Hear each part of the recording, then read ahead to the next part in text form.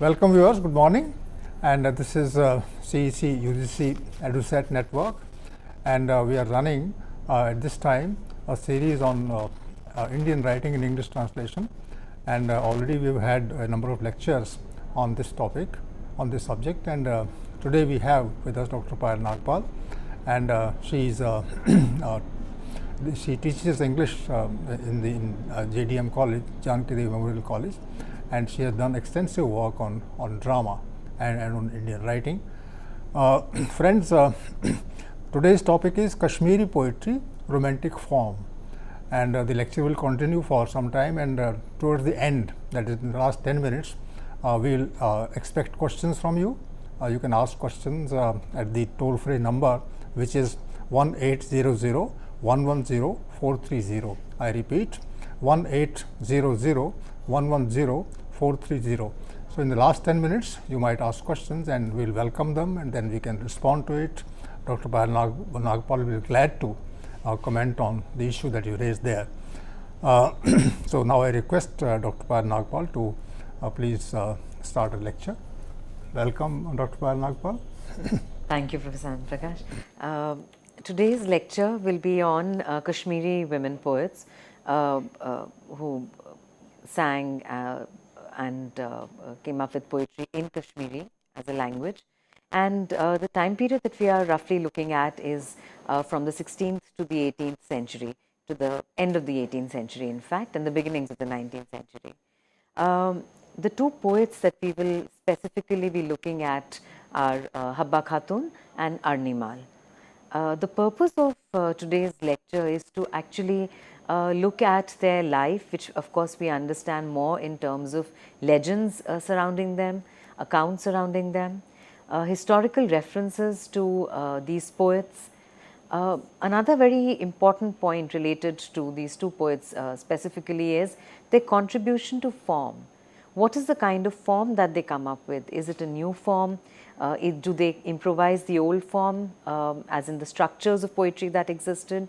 So this is going to be a very vital point in today's lecture. And of course, we will be looking at some of the poems by these two poets, and also look at the way in which they have contributed to Kashmiri as a language. That is going to be a central aspect of today's lecture. If we look at Habba Khatun, who's also known as the Queen of Song, and she's the heart, in a sense, and the soul of Kashmiri music. So if we look at her in terms of life and legend, then broadly speaking, we are looking at the 16th century. Now, in terms of what was happening in Kashmir in the 16th century becomes very, very significant, because around 1554, we have the end of the Shah's dynasty, and of course the most important Badshah of that time was Zainul Abidin. And in 1554, this is the time when the Chak dynasty or the Sak dynasty is the one that comes up. And the Chak dynasty ends somewhere around 1587, after which the Mughal rule expands to Kashmir. Now, if you look at the Chaks, they were part of what was called the Dard community, and they were from Dardistan, and they were all of the Shia faith. And this period, however, as we can see, 1554, a particular dynasty comes to an end and another takes over, and that dynasty too comes to an end by about 1587, which means if we look at the 16th century, it's a period of great change and turmoil in Kashmir. And this too was a period of great instability, also because there were these feuds and infightings and feudal barons taking over. If we look at some of the important social events of this time, then there was widespread discontent amongst the peasants around this period in the 16th century, especially because we had the Kashkari attack of 1534 that ruined the crop, and earlier also due to the Jagirdari attack, the Rabi crop was also ruined.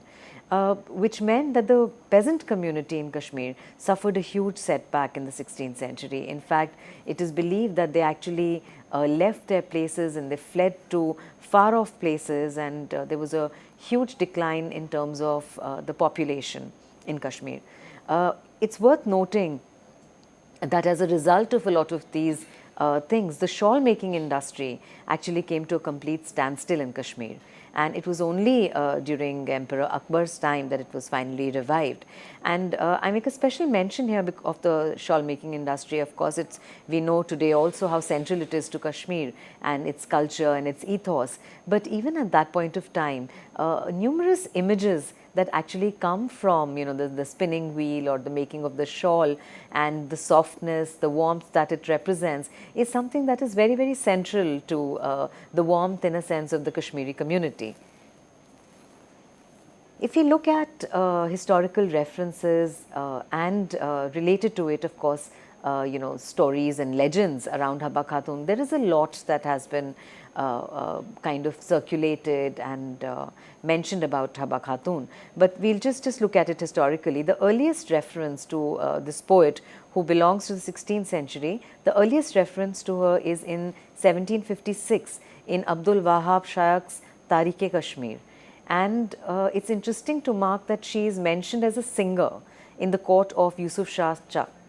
And this is, of course, contrary to claims that you know, she was married to Yusuf Shah Chak. So most historical references, and especially present-day scholarship, understands that she was part of the court of Yusuf Shah Chak, and maybe she was you know, the most important paramount in that sense, but was not really speaking marriage to him. So, in fact, earlier historians like Didamari and so on, they do not make any mention of Habba Khatun.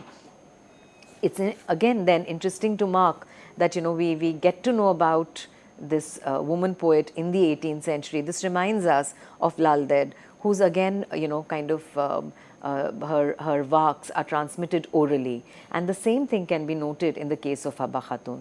And if we move on from the 18th century, in the 19th century, an important historical document that makes a reference to Habba Khatun is Birbal Kachru's Tarikh-e-Kashmir in Persian, and this was in 1892.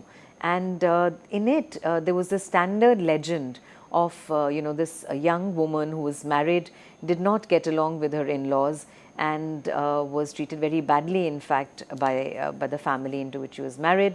And she was spotted, in a sense, by the king, Yusuf Shah Chak, and who then married her. In fact, in this very account by Birbal Kachru, 4 very important places, you know, Gulmarg, Sonamarg, Arabal and Achabal, the credit for developing these places has actually gone to Habba Khatun and Yusuf Shah Chak, who it seems had visited these places and had spent a lot of time there. Following this, in the 20th century, we have Muhammadul Deen Fox's Khwatine-Kashmir, written around 1940, and you know, the legend that Khwatine-Kashmir records is about Habba Khatun being born to a man called Abdi Rather, and educated. She herself received a considerable amount of education. She was educated in the Quran, she learnt Persian and Arabic, and one of the things that this account makes a mention of is that she was named Zoon, and Zoon in Kashmiri means the moon, and there is a reference to the Zoon. However, there is a big debate about it as to whether she was really named Zoon, or does she actually make use of you know, the term Zoon for herself. Again, the idea about her marriage and oppression within marriage continues even in this account, and the idea is that it's in her interactions with the mystic Khwaja Masood, you know, she was named, she was called Habba Khatun, and she was noticed by the king. Again, 2 very important factors, and this relates very centrally to the idea of music in Habba Khatun. The idea that most accounts make a mention of Habba Khatun saying that she was noticed by the king while she was singing in a particular rag. The rag Iraq is what it has been called, and of course, the whole idea that after this she was, a divorce was secured from her existing husband, and she got married to Yusuf Shah Chak. Now, this account is, there are a lot of inconsistencies in Fox's account, and critics have actually pointed out a lot of loopholes in this. So, having looked at these three accounts, let us understand the kind of certitudes or certain facts that we can actually cull out from these accounts, and understand that these can be understood as things that would certainly, or to a great extent, would have happened in the context of Habba Khatun's life. So, one of the things is that she came from a family which was a fairly respectable family, a family that did not belong to the poor in that sense, but from this place called Chandahar in Pampore. Now, Pampore is also the place from which we have Lal Ded. Now, she received a fair amount of education, and her birth years are generally broadly looked at as 1552 or 1553, and it is believed that she died around 1605 and was buried in a place called Athawajan. And she was, of course, the debate around her marriage with the Emperor Yusuf Shah Chak continues. However, there are these 6 years of bliss, it seems, that she did spend with the king, and whether she was the most important paramour or whether she was his wife is something that is, I mean, one can debate about it endlessly, but the important point here is that these 6 years are actually spent in an interaction with the royalty. So, the well-known, in fact, rag, Ras Kashmiri, is actually credited to Habba Khatun. So, her association with music is more important, I think, than such facts about her life. So, in the time of the Shaks, the hafizas or the salons of singers and dancers were quite popular, and this meant that music and the arts were certainly encouraged by the Chak dynasty. And because of this, the reason why we need to understand this is to understand the emergence, in a sense, of the specific form of poetry that is used by Habba Khatun, which is that of the Watsun, and we'll just go into a detail of the Watsun. But before that, the idea that the society, the circumstance was absolutely conducive, in a sense, to the development of this new literary form. And this then became, in a sense, the age of the lyric. And on the one hand, of course, we've had the Bhakti poets in Kashmir, and Lal Ded and Nundrushi and so on. But in the 16th century, it is the lyric that becomes very important in the hands of a poet like Habba Khatun. So, and of course, in tune with the Shia Psyche, that actually believed in the Marsiyas or the elegies that were written around this time. We have the lyric also that gains eminence, that gains, it evolves and matures into a specific form, which is of course totally different from the Marsiyas or the elegies around this time. But apart, and so the romantic lyrical songs become very, very important in the 16th century. If we look at Habba Khatun's contribution also in the context of Kashmiri language as a language, there are these three people to whom the credit for this really speaking goes, the understanding modern Kashmiri the way it is. One is of course Lal Ded, and of course Lal Ded's Kashmiri would seem archaic, when compared to that of Habba Khatun and so on. But the idea, the germ of modern Kashmiri, of course, emerges with Lal Ded, and after Lal Ded, who writes in the form called the Vak, we have Nundrushi, who writes in the form of the Shruks. And Habba Khatun comes almost, 200 years later. And this is the time period when Persian was a very important influence as a, language. And so, one of the questions that we will have to deal with in the context of Habba Khatun is that does she use only Kashmiri, or does she use a combination of Kashmiri and Persian words? So, broadly speaking, the language that Habba Khatun uses and develops at a time when Persian is, very, very important as a language and as a language of the administration, it is Kashmiri that she actually uses. So, So where Persian words make an entry into the language, in that sense, maybe broadly Kashmiri as a language had suffered a setback, but with Haba Khatun, it evolves and blossoms in a new way. So there is, of course, this theory that Haba Khatun's choice of Kashmiri over Persian was a very conscious choice, and she deliberately chose Kashmiri over Persian. But critics like Trilokinath Raina point out that this was not really speaking the case, as Kashmiri was the language that she grew up with, and she grew up speaking that language, understanding it, understanding the culture and idiom of that language. So to actually make it an act of choice would probably not be appropriate. So here, I'd request Dr. Prakash also to comment on the fact that again we have another woman poet here, and again the same context. Lal Ded, Mirabai, we've discussed, Akka Mahadevi. So women from different parts of the country, and all of them somewhere, suffer this kind of disillusionment with the institution of marriage as it existed, and had to, in this case, again, she pines for the entire poetry is based on a kind of pining, a romantic longing for the husband who doesn't really pay any attention at all to Haba Khatun. Well, Dr. Payal Nagpal, the first thing that I would say is, and I am struck by it, is that there is some kind of a connection between poetry and women. Women are supposed to be more sensitive than men for obvious social reasons. They live in a very different kind of a realm. You can call it the realm of fantasy, you can call it the realm of feeling, and women being generally homebound, generally away from the social gaze, they cannot grapple with questions that exist outside society. So when one discusses poetry, luckily we have a large number of women poets in Kashmir, and this poet is there in the 16th century, and the 16th century is a century when one could not in fact imagine in the rest of the country to come out, for women to come out and talk in the poetic language. Of course there are examples, but then they are only examples.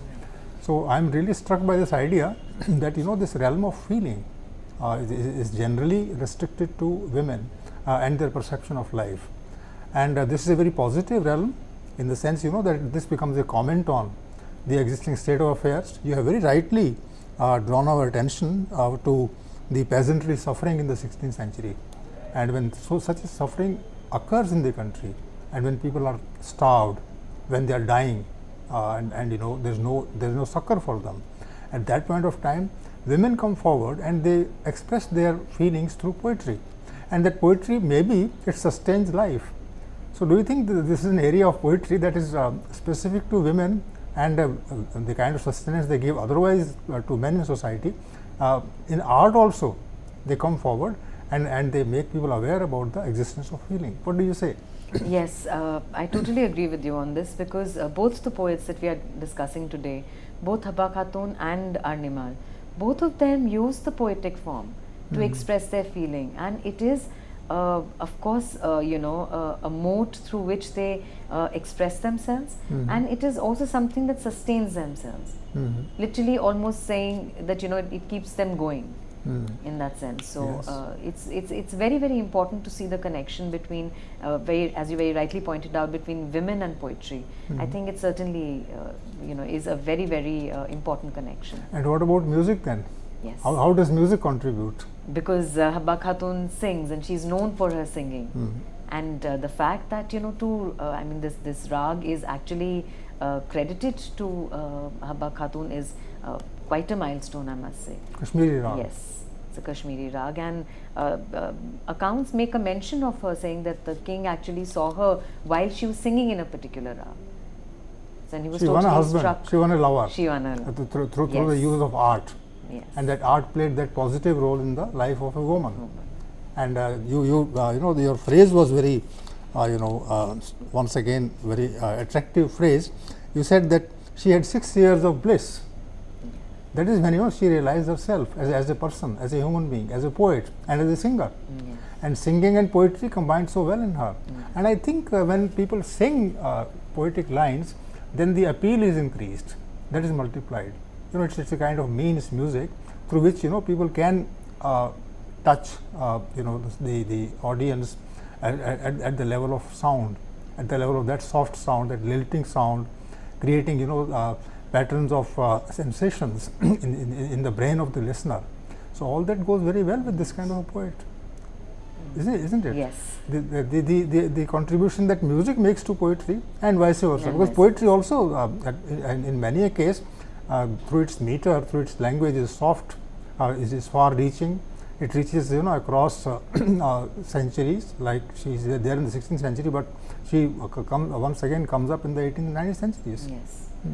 In fact, the structure that they use, the Vatsun, is a structure that means that it's a romantic lyric, a poem that's meant to be sung. So. And when that poetry is sung, then people remember it. Then printing is not required, perhaps books are not required, because people can remember songs, and they'll be singing at the level of villages, at the level of small towns, and somebody sings a song elsewhere, so the poet reaches out in spite of the fact that there's no script of that kind effectively printed on the page. Absolutely, and that's the reason that these songs could be transmitted orally, and we are still, with the poet of the 16th century, the fact that in the 21st century we can talk about these things is because they were transmitted orally. And she is a bhakti poet, and she is not a bhakti poet, but because most of the bhakti poets in the 16th century, 17th century and earlier, in fact, they were using music, and they were using songs as a vehicle of reaching out to the masses. So here this also is quite clear. Yes. So I think these details are very good, that reflect upon the kind of contributions you might have made to the cultural life and made it rich. The other thing that I would like to know more about from you would be this shawl industry losing that kind of existence for some time, and then being revived by the Mughals. And Mughals themselves are patrons of art and patrons of this kind of industry. It is believed that historically they say that when Kashmir was annexed and taken over by the Mughals, and at that point of time it deliberately it really needed to actually be spruced up.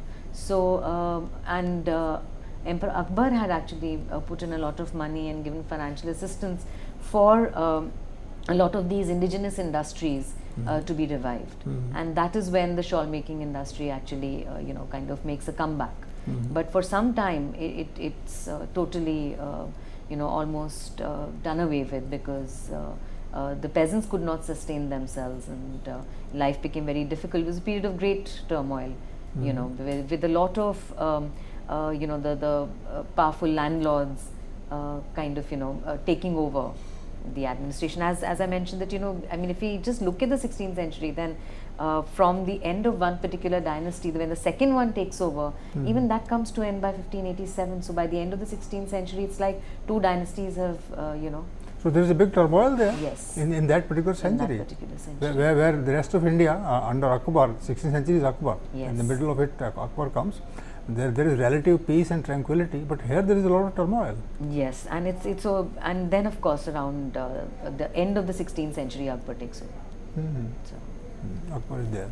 Yeah. So I think that's a question that should be, actually you are using the cultural materialist method. You are bringing in weather, you are bringing in cold climate, you are bringing in industry, you are bringing in the political rule. All these things combine to explain the effect of this poet. Yeah. This is particularly appreciable. Yes. So if we now take a look at the structure that is used, the Vatsun that I've been mentioning.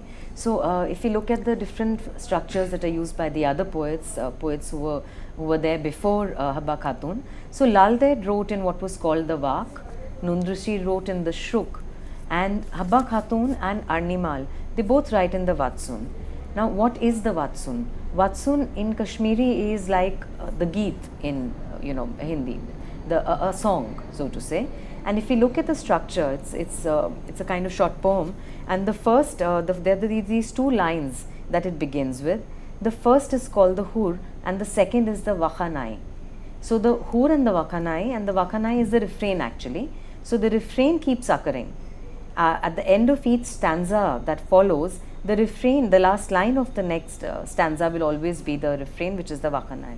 So the different form, that is evolved and developed, and in fact, a lot of theorists say that Haba Khatun is actually a pioneer of the Vatsun. So there is a certain rhyme scheme. At times, the first and third line of a stanza rhymes, but the important part is the refrain. And especially, we'll be discussing the poems of these two poets. So especially, the fact that each stanza ends with a particular refrain, the emotion that is associated with that refrain is very sharply felt and poignantly felt, and it's driven home. So in a sense, it leaves its mark on the mind of the listener, on the mind of the reader, right? So if it's being sung, that refrain is it determines the course of the song and determines the way in which certain emotions are going to be evoked, not only in the singer or the one who's speaking these verses, but in the listener as well. So a very important aspect of this Vatsun is, we must remember that a lot of poetry in the context of English poetry and so on, we have the lover in a sense who is appreciating the beloved. Now in this case, it is the woman who is the lover, and she is pining for her husband or beloved and so on. And one of the conventions of the Vatsun is how the lover confides in her friend. So this idea of female bonding, of solidarity, of a kind of friendship, where the one who is singing and is pining for the lover is also sharing these sentiments with her friend. So in a sense, when we look at the Vatsun in the hands of Haba Khatun, in the hands of Arnimal, these are outpourings of the woman's heart, and descriptions of the physical description of the woman in a lot of poetry is there, and it might be missing here, but the anxiety here is also about being away from the beloved. And I think we need to appreciate the Vatsun for the fact that in the 16th century we have a structure in which that is developed by women poets, in which they are able to express themselves and put forth their views.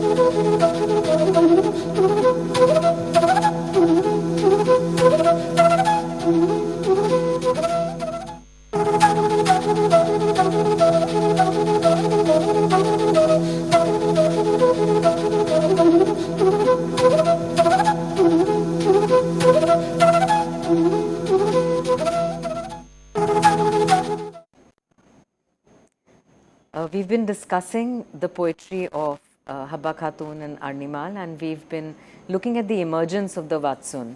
So, as mentioned earlier, that the Vatsun, in a sense, is a structure that's a poetic form of the romantic lyric that is evolved by Haba Khatun and later also developed in certain ways by Arnimal.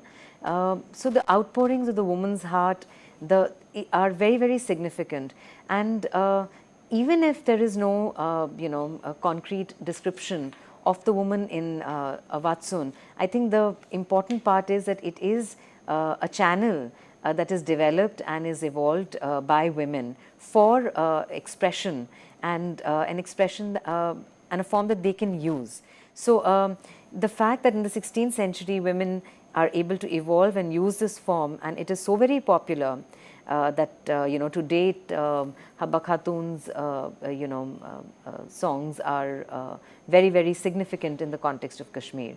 So in this sense, they are poets, lyricists of romantic love. And not only that, Habba Khatun can be credited with a certain rag that is in the context of Kashmiri music, which is Ras Kashmiri, but also a lot of phrases are credited to Habba Khatun, the way she uses them in Kashmiri. And today it seems that they are still prevalent, still in use, and maybe a lot of people would not know that these actually go back to the 16th century when Habba Khatun was able to kind of evolve them in a certain form. So in this lecture we will be discussing the Vatsuns of both Habba Khatun and Arnimal. If you look at this poem, biographical kind of poem by Habba Khatun. So we'll just mention this in translation. I left home to play and was absorbed in it, till the day sank in the west. I came of a noble family, which gave me dignity and name. Many a lover was drawn towards me, till the day sank. Within the house I stayed hidden from view. Once outside my name was on every tongue. Hermits in their urge to see me gave up their penance in the woods. My shop was brimful with its stock, and the whole world was keen to see it. My precious wares exposed, the prices crashed, as the day alak sank in the west. So if you look at some images that are developed here, one, of course, this is a poem that gives us an insight into, possibly the kind of life that Habba Khatun had left, and how she was in, complete misery when she got married, and the fact that she did receive education and so on. But I'm particularly struck by my shop was brimful with its stock. So how, in the context of women and poetry, the images that are used are images that they acquire and understand from their day-to-day life, from what they see around them. And I think that is very beautifully kind of expressed here. So another idea that, of course, is something that the Vatsun itself is, which is that of melody. There is a built-up, steady progression, and of course the Vatsuns are most importantly, an expression of desire by these women. That is the most significant aspect of Vatsuns, both with Habba Khatun and Arnimal. So, for instance, if we just take a look at, if I use the refrain, the Vakhanai, so it's enjoy my pomegranate blossoms. So she says, I made posies for you, my love, enjoy my pomegranate blossoms. So I made posies for you, my love, is the hur, or the opening statement, and enjoy my pomegranate blossoms is the second line, or the refrain. So it goes like this: I'm the earth, you the firmament, veiling my deepest desires.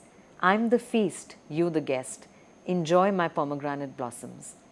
So lots of references in all Habba Khatun's poetry, and of course also in the case of Arnimal, there are a lot of references to flowers, places. For instance, in Habba Khatun's poetry, we have violets, champa flowers, jasmine, places like Shalimar, the Dara Pass, and so on. So, for example, in another poem, she writes, you stole my heart and stole away. Come back, my lover of flowers. So, there is a reference to shikari leaves, basil leaves, and so on. So, these are, the nature is something that figures in a very big way, especially flowers. The association between women, flowers, and poetry and expression of desire is a binding factor, I think, through the poems of both Habba Khatun and Arnimal. So, if we look at, I've been talking about the shawl industry specifically, because if you look at the typical imagery from Kashmir, then in Enjoy My Pomegranate Blossoms, another stanza goes like this: I've brought for you the choicest wool. Be not cross with me, my love. Haba Khatun always yearns for you. Enjoy my pomegranate blossoms. So an expression of love would be to kind of get the best wool, for the beloved. When you snap the bond of friendship, how can love survive? And sans love, without love, won't one's heart break? So won't you come to me just once? This is from another poem, and the idea of friendship is emphasized here. If we look at these poems as an expression of desire, then if some a very important refrain actually that comes in one of her poems is that I'm consumed with passionate longing. So the first line goes, smitten with love in every limb, and the refrain is, I'm consumed with passionate longing. He gazed at me over the wall, oh, I'd adorn him with the softest shawl, but why should he be cross with me? I'm consumed with passionate longing. So if we look at this particular Vatsun, it is completely an expression of desire, that she's smitten with love in every limb, and at the same time, again the image of the shawl comes in. I'd adorn him with the softest shawl. So we can see wool, shawl, how this is so the warmth in it is something that kind of binds them together in love. So, however, this love is only, from the point of view of the speaker, and the speaker is a woman.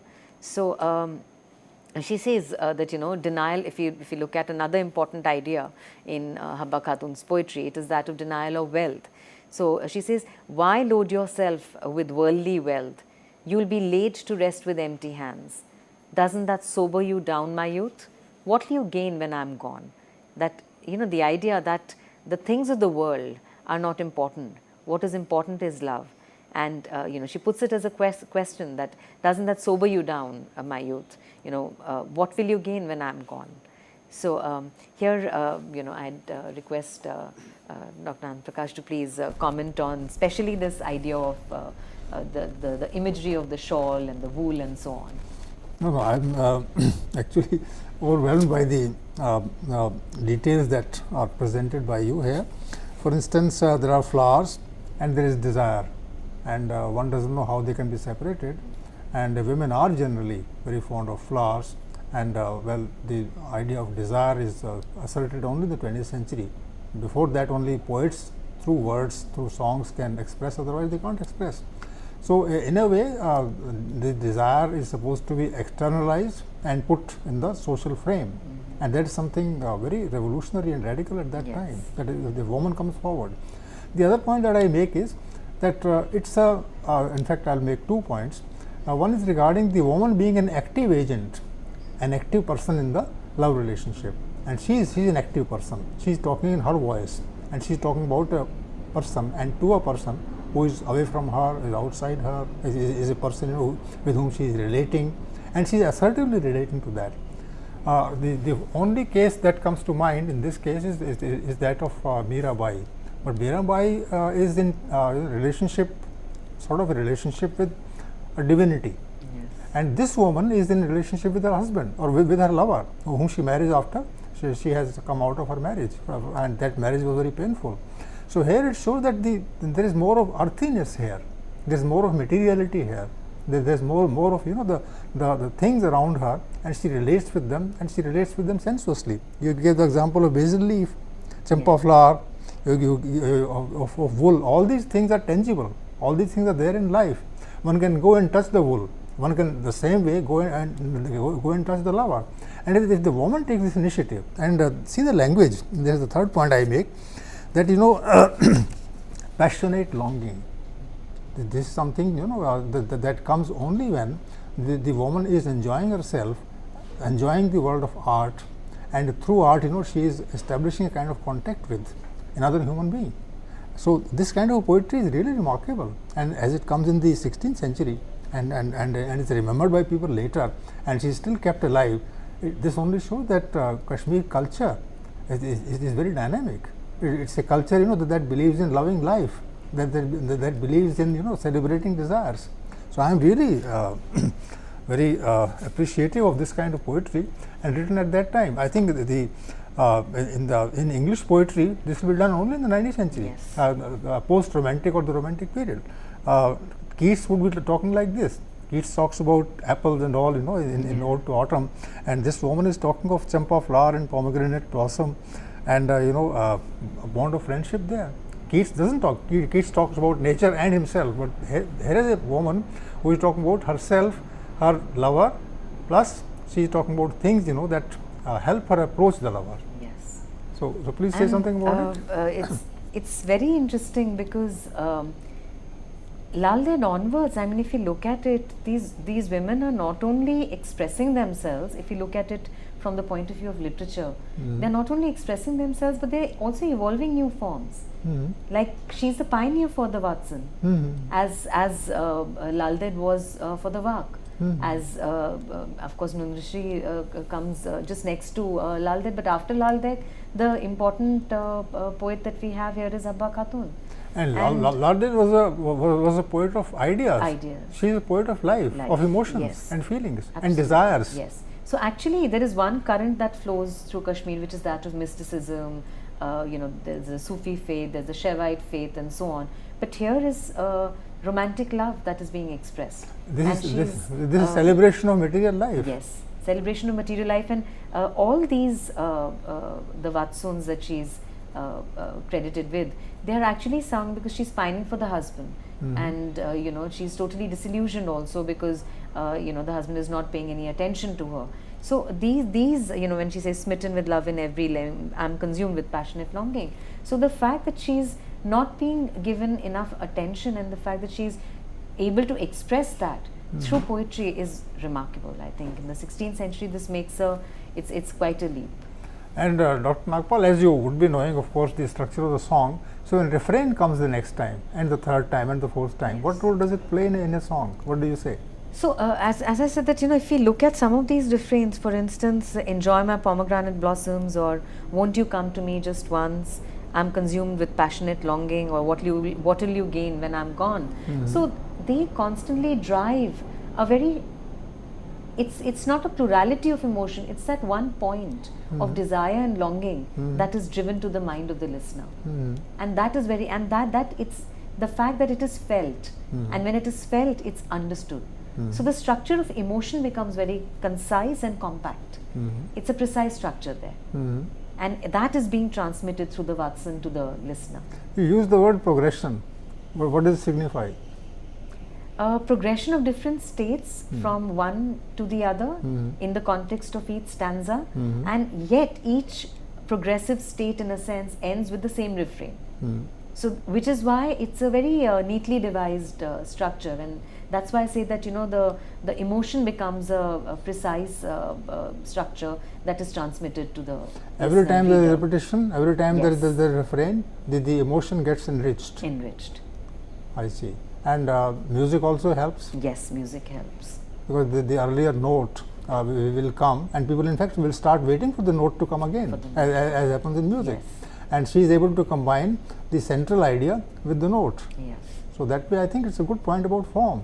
And it's a point where literature can be understood one way from the ideas that work behind, or the scene that works from behind literature. The other is to just take it head on and say, okay, this is the emotion, and this emotion is being created by the poet there and then in the structure of the lyric. Yes. That's a fine insight, I believe, that you have brought in with respect to the song. Yes.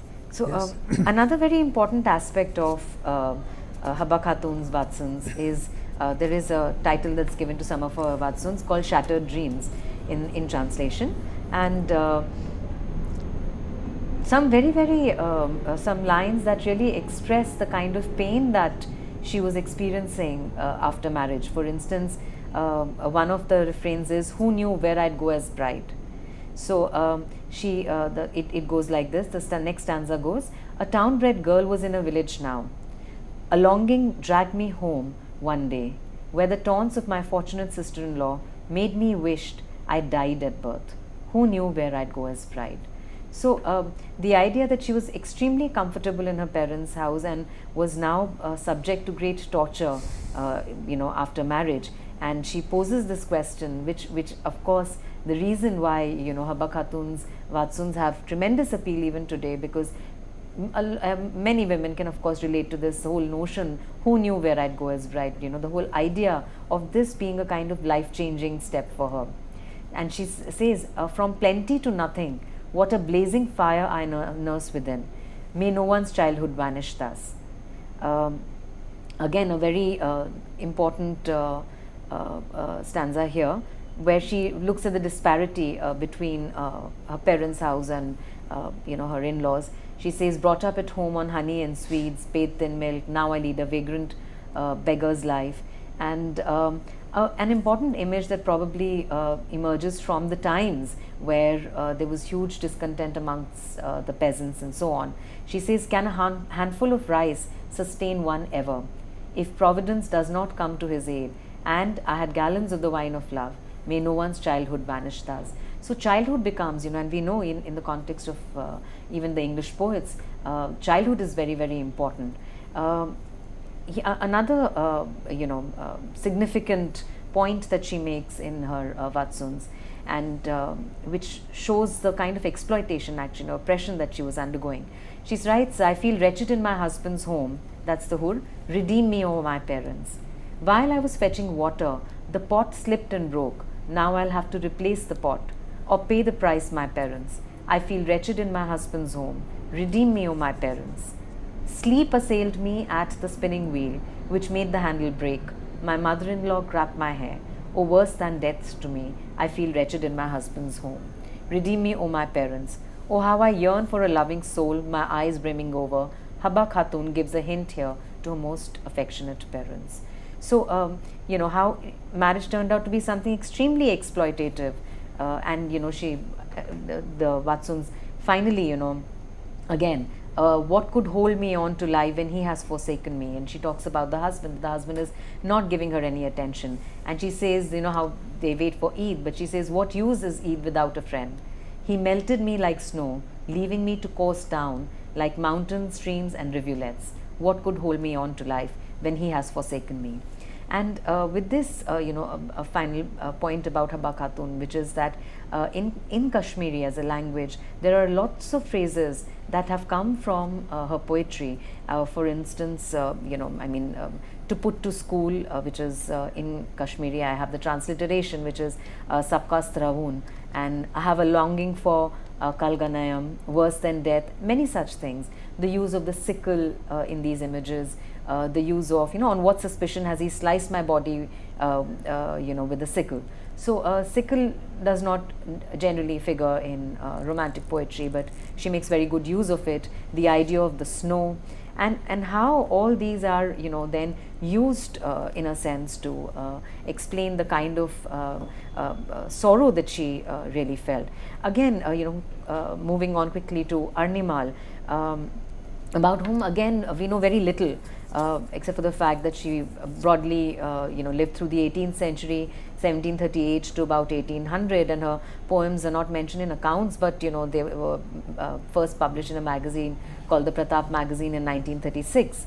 So, and there is conjecture that there is nobody like Arnimal, and it was probably Haba Khatun's poetry, because there are lots of similarities, for instance, about flowers, and where champa flowers and violets and blossoms are a part of Haba Khatun's poetry. In Arnimal's case, the jasmine flower particularly, numerous Vatsuns based on the jasmine flower.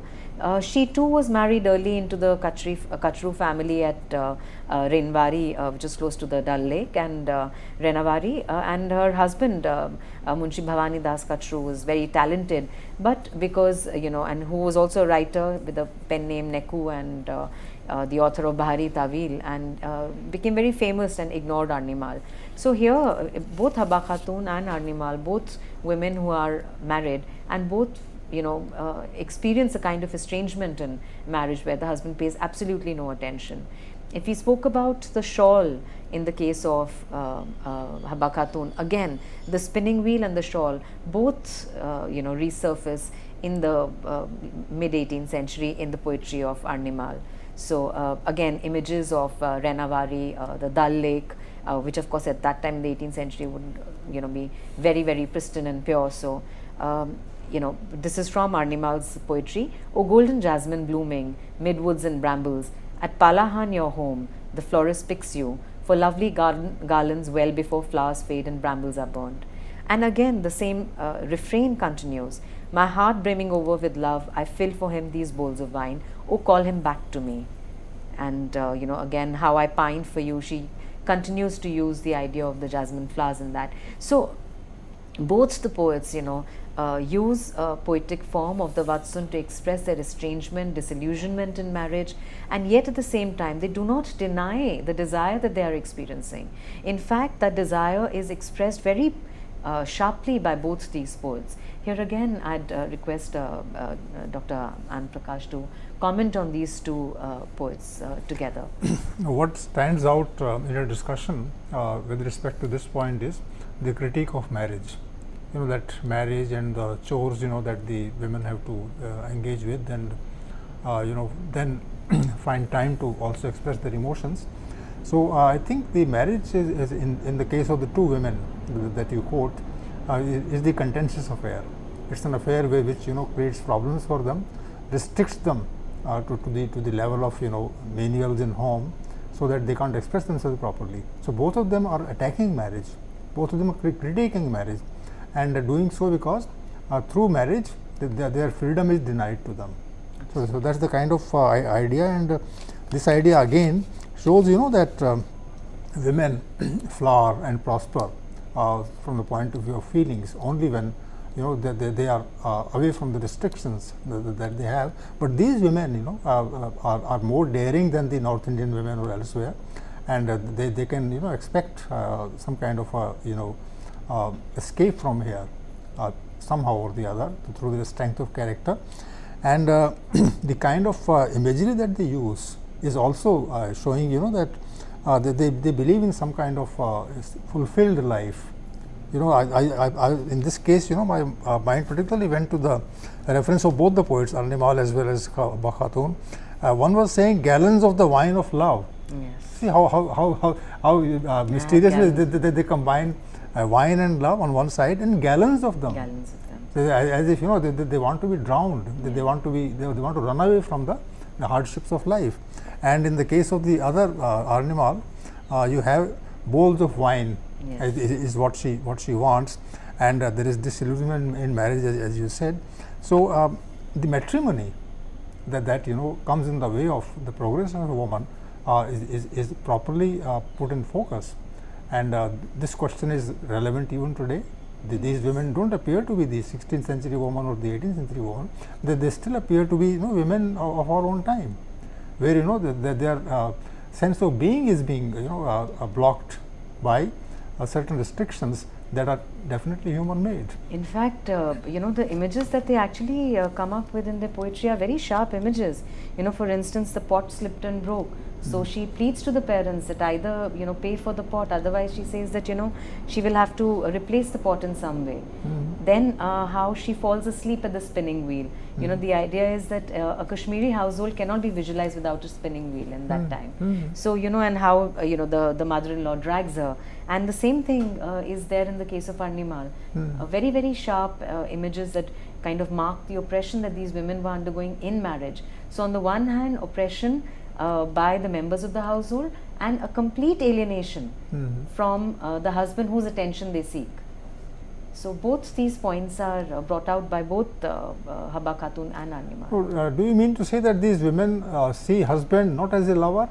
They see husband as a master, as a person who puts them only through hardship? They want to see him as lover, but the husband is not behaving as a lover and is not giving them any attention. Why? So that is why the poetry that actually comes out is from this anxiety and deep sense of anguish about being totally left out and being totally ignored by the figure of the husband. Which means equality cannot be established within the precincts of marriage. Yeah, that's pretty much. So and poets, singers, women, they would like to have marriage as a restriction removed from their life, so that they can live things according to their ideas according to their emotions and their expectations. Yes, though of course at that point of time whether these women had could extend it to that or not, one wonders. But certainly in the realm of poetry, yes, this is something that they could do. So if we look at again some images of the spinning wheel in the case of Arnimal. So she writes, "Do not mourn my spinning wheel." It's a very famous one by Arnimal. "I'll oil your rings of straw." And the same thing is translated as, "Silence my wheel, be silent, fragrant the oil, I anoint you." So again there's another one in which the he in this case would obviously probably be the husband, where she says, "He pulled me by the wrist in my sleep, and my bracelet pierced my arm, and he robbed me of all my gold and left me distraught and vile." So here too, she's addressed, "Say friend, whom can one trust?" So like Habba Khatun, Arnimal also addresses some of her Vatsuns to her friend. So if we look at both these women poets, their critique of marriage, their complete alienation and isolation within marriage, and yet at the same time the sense of oppression. In the case of Habba Khatun, of course, with Yusuf Shashak, there was this period of some stability, but which was short-lived. But the two should also be understood for their contribution to the romantic lyric form, to the form of the Vatsun, and to their contribution, especially Habba Khatun's contribution, in this line of Lalde de Nundrusi, it is then Habba Khatun who contributes in a big way to Kashmiri as a language, and to giving it the form that it has in the present day. So, and the way, it is the romantic lyric in a sense of Habba Khatun that weaves music in the valley. So, thank you, Dr. Payal Nagpal, for this lecture that brings out the salient features of the form in literature in general, and form of literature as used by the Kashmiri poets in particular. I also would congratulate you on the clarity that you have given us with respect to the character of marriage, the kind of violence that is involved in marriage, and the way women can assert themselves through their expression of love, desire, wishes, expectations and aspirations.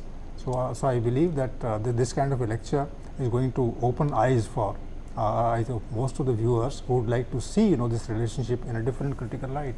Thanks so much. Thank you. And viewers, now the discussion, I hope you have enjoyed the discussion that is led by, and in fact she has shared a large number of insights with most of us. You are welcome to give your responses. Your questions can be asked later also, and Dr. Payal Nagpal and other experts in this area would be glad to answer them. Thanks again.